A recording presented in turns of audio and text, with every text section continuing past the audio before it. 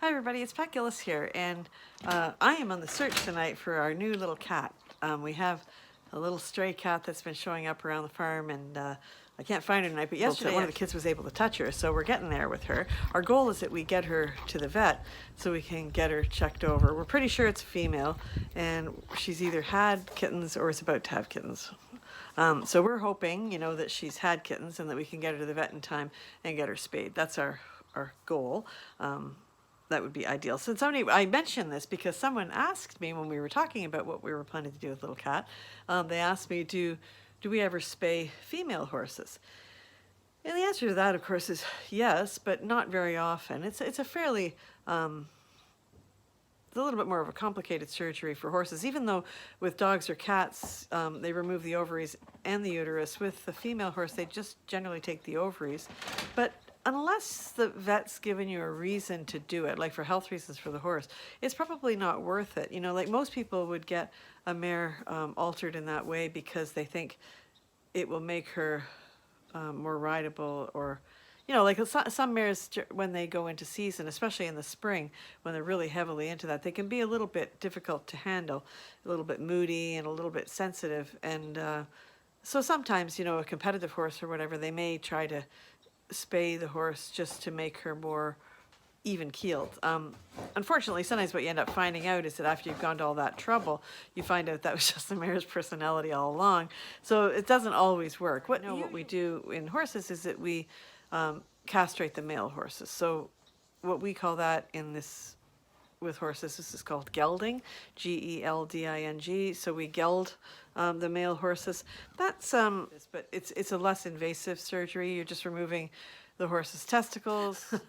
I was told by a friend that saying just removing the testicles is something only a woman would say. But at any rate, it's outside job, so to speak, right? It's not an invasive sort of procedure. So if you have a male horse that's entire, or like not been gelded, he doesn't have a very good life.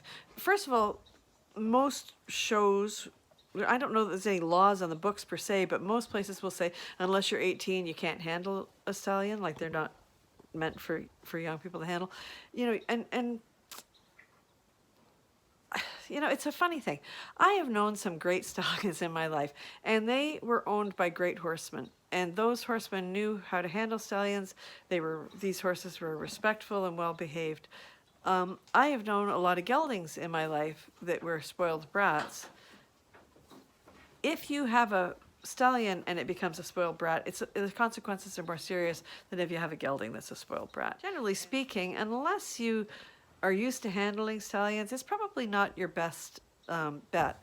And from the horse's perspective, it's really not very nice for him because he's never going to have a real life. Like mares, if they're all intact, entire, like they haven't been spayed or neutered or anything, they can all go out together, they can have a social life, they can do all those things. A stallion can't. He's going to be segregated, unless you're in an operation where you're sort of allowing for natural cover that the stallions turned out with mares. But generally speaking, the stallion is going to be kept apart from his colleagues. And that's a pretty lonely life for horses unless you really manage it well.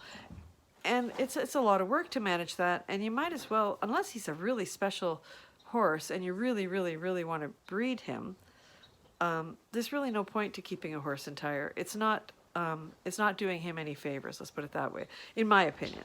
I have male friends who might disagree with me on this, but none of them are horsemen, and all of my male friends who are horsemen know exactly what I'm talking about. Not that I mean being insensitive to that, it's just that it makes the horse have a really, really better life. Anyway, that's that story. So I'm off again to look for the little cat, and if you'd like to let me know your opinion on spaying or neutering horses, go on over to our blog, which is at ismyhorsehappy.com. Go on over there, scroll down, leave a message, let me know what you think. In the meantime, have a wonderful week. Remember to thank your horse and to go find the cat. Okay, thanks. Talk to you later. So I can't help but add just a little PS to this, and that is that if you look around the United States, for example, they say that there's about 6 million unwanted dogs and cats. And while the number's not as high as that with horses, a very conservative estimate is 200 or 300,000. Before you think of breeding your horse, maybe consider giving one of those horses a great home. Unfortunately, unless we're breeding real quality, and I don't mean that in a snobby way because we all love our horses no matter what, But if you have a horse that's not able to do what's asked of him and stay sound doing it and perform at the level that he's being expected to perform at, it's almost like a death sentence for these horses. You know, not everyone is going to accept their shortcomings, and it's just something to think about. For me, I just want my goal to be to give as many horses a good home as possible, and that's why we don't breed horses at my farm. Anyway, it's just a thought, something for you to mull over. Okay, thanks. See you next week.